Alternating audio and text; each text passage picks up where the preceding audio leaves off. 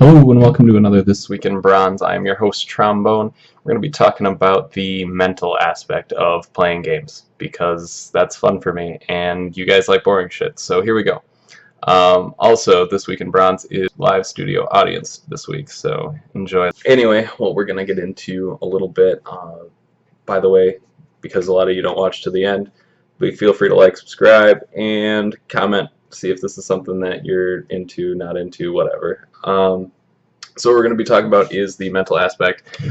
So I wanted to do this a little bit sooner, or at least talk about that advanced bot system, Riot's little April Fool's joke to all of us, and kind of how that affected play. And it got me thinking about, the mental part of League and games in general. So the main thing with that, I guess, is probably, people tend to do better or worse depending on how they feel or interpret the other team is. So, being that some people are against bots, obviously a lot of the lower elo people that I play with took that as, oh, they suck, let's just fuck around and have a good time. And then they got their asses stomped every game. So, but, obviously there's a second part to that where the other team did really well because they didn't underestimate and they took it seriously, what have you, or they found out that they were better by the end and then just crushed us. So, a little bit of what the mental part means for League of Legends.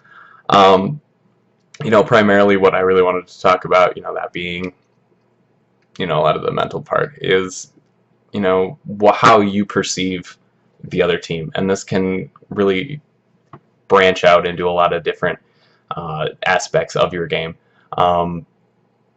Underestimating people is obviously really bad for your play. It's going to affect you very adversely. It's going to hurt you in the long run because when you underestimate the people that you're up against, you fuck around and you don't use, I talked about this a little bit in my last video, you gotta go a little bit try hard.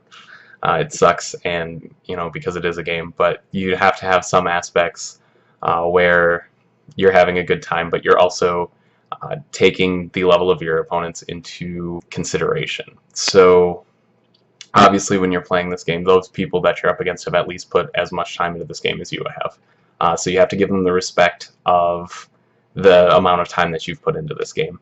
It doesn't really apply to norms or rank, or it does apply to ranked, but not really so much to norms and other games, because I kind of wanted to make this as diverse as possible.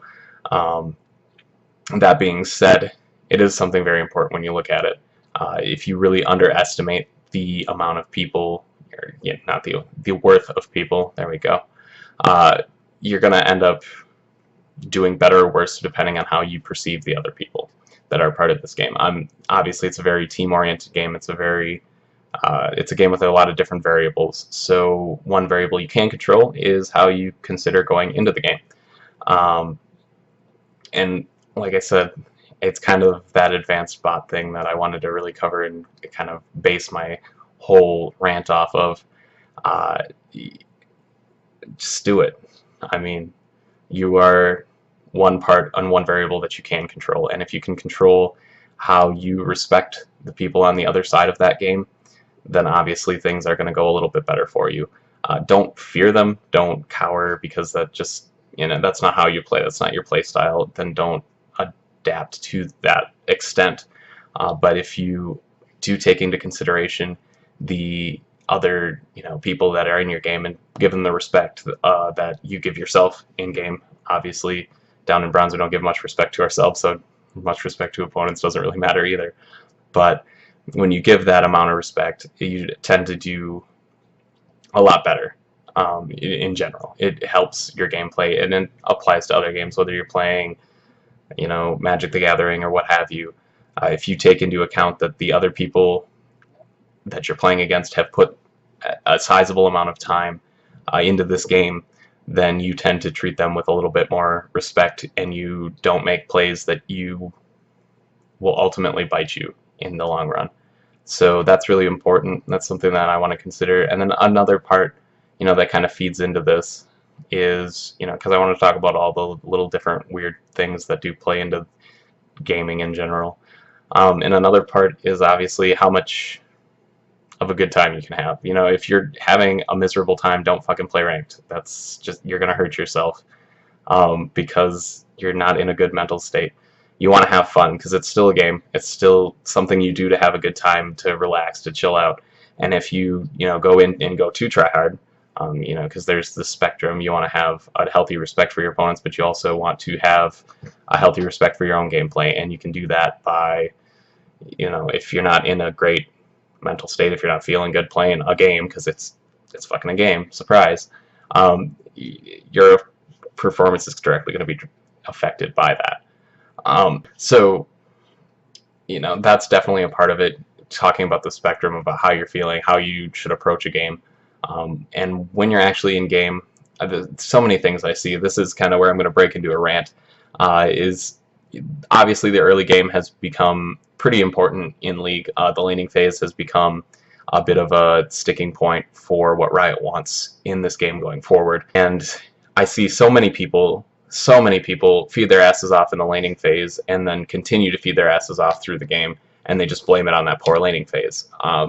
There's a lot of aspects into this. If you break a lot of games down, it really breaks into numbers games. And being a game, you don't really want to think too much about math, because who the fuck likes math, and bringing it into things that they find enjoyable, unless you're a weirdo.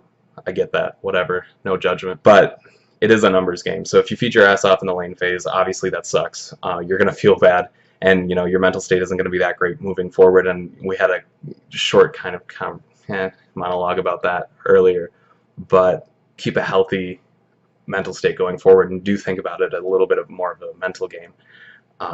They have a lot of their gold centered on your opposing laner, because they're the ones that carried. They're going to expect them to carry well into the rest of this game, so you have that advantage. If you go ahead and group up with the rest of your team, you're now combining. Let's say you had 3,000 gold, and it sucks, but that's what you had, and the rest of your team has a collective of, let's say, 10,000 gold. You're going to end up having 13,000 gold, and if you can catch 2 or 3 people out, because they're still really depending on that fed laner, you're going to have more of a gold advantage against those 2 or 3 people that you end up catching out as a team than they are trying to fuck around and thinking that their game is settled because they have that one fed person on their team. A lot of the times, especially down here in the lower elos, you're not going to find a lot of people that understand split pushing, and if they have that lead, to split push while the other team does something else and be able to use that lead. So by grouping, you're actually going to be able to take some of the losses that you have encountered throughout the rest of the game and really bring it into a place where, as a team, you can progress and get better for the good of the game. Take the gold that you have collectively, go take objectives, go catch people out, grow that gold lead, because when it comes down to it, this is a numbers game, and a lot of different games are numbers games. And if you find a way to minimize the risks that you put yourself at early, you can find a way to usually minimize those later by combining different resources that you do have. Other games aside, like I said, I do play Magic the Gathering, and you take that into account. Let's say you played a spell that you really didn't want to play earlier. It tends to have hurt you later into the game, and it sucks. It's kind of like feeding your ass off in the lane phase. You wanted to hold on to that. You wanted to use that for the rest of posterity, but you're not able to use that. It's in your graveyard. It's gone. Flashback aside, whatever. But granted, part of that is you might have more of that card, so the next time that does come up, you can use it more appropriately. You can minimize those risks moving forward. You can make less of the same mistake, because that's what it really comes down to. If you end up screwing yourself, or in more of a team-oriented game, someone ends up screwing you, what you want to do is find ways to minimize that risk, because there's a giant risk reward to all sorts of games. It's the way they're designed. It's intrinsically set up into every single game, where you have a risk for every single decision you make, and obviously there's a reward that pays out for holding that or going in and using what you have right away. So also throughout games, because they don't want it to base on one decision, you're also going to have ways to minimize the detriment that you can have on yourself from using something too early or doing something stupid. So what really buys into that is, don't fucking give up. Okay, it sucks. I get it. I've fed my ass off plenty of times to understand that that's a game that you think is lost because you lost, and you want to feel like you're the carry of the whole entire game. But there are other people on your team, and they have gold and resources that you can use to your advantage because it's a team game, and you can push different objectives and really come out on top. The game's not over. Game's not over until the Nexus blows up or until your team hates you so much that they surrender. So really use the things that are set up in the game to be able to put you ahead or minimize the risks that you had already made to put you in a really good spot moving forward. And those are kind of some of the things I wanted to talk about today. The last thing I wanted to talk about, obviously, is focusing on yourself. If you make those mistakes, you know, the mental part of you says that I'm going to make them again because I'm bad, I'm a bad player, it's what I do.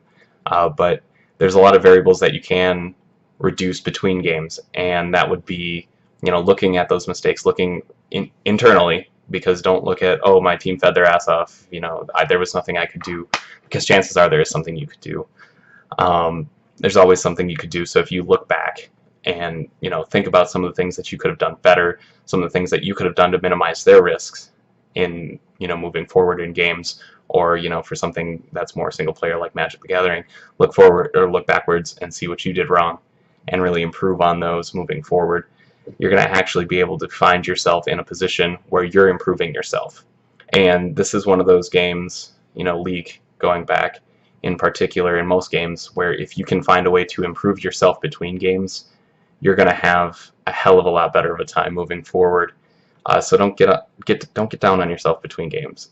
Just look back and get better, because this game is going to kill you slowly. It already took over your life. Don't let it kill you. So, you know, look back and see what you did, become a better player, and minimize the risks that you can see going forward. And it's really going to help you out in the long run, because there's a lot of stupid little things in this game that can get into your head and really affect all sorts of performance. But if you really look and improve you, that's the, you know, the big thing I guess I'm getting to is there's a lot of risk reward, there's a lot of variables. But if you can reduce the number of variables, you're going to have a better time, and you're going to be able to come out on top. Something I'm going to be jealous about, because I hate you for picking up things faster than me. But also, I want to see you do better going into the future, and that's something, you know, that I want to help with going forward. So that kind of wraps up the whole spiel and couple of spiels that I had for this. The mental aspect, I guess, going into games, you know, first considering how you go into a game, how you respect your opponents. 2 is the big risk reward that goes into every game. And 3 is reducing the number of variables by looking at yourself. Because there's always one variable that you can always improve, and that's your personal performance, what's going through your head, why you decided to make those different decisions, and how you can improve those moving forward. Obviously, that's something we all want to do to get better at. So I think that just about wraps it up. Feel free, if you liked it, to like it. If you hated it, go ahead and hit that dislike. I don't mind. It'll help me make things that you guys like going forward. If you really liked everything, you want to see more of it, go ahead and subscribe. I really enjoy what you guys have to say, so go ahead and comment too. You know, I want this to be something that helps, or just in general, something you like. So if you don't like where this is going, feel free to comment and change it. I'm very open to different kinds of ideas like that, and we can definitely find common ground. I want to do my own thing, but I also want to be helpful to somebody. So feel free to comment and like, subscribe if you want to see more of it. Other than that, I think that's the rest of it.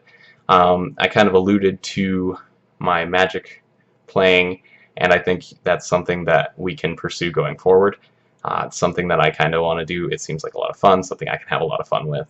So you can expect to see that pretty quickly here. We'll see how everything pans out.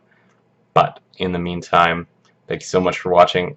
Honestly, really do appreciate it. And until next time.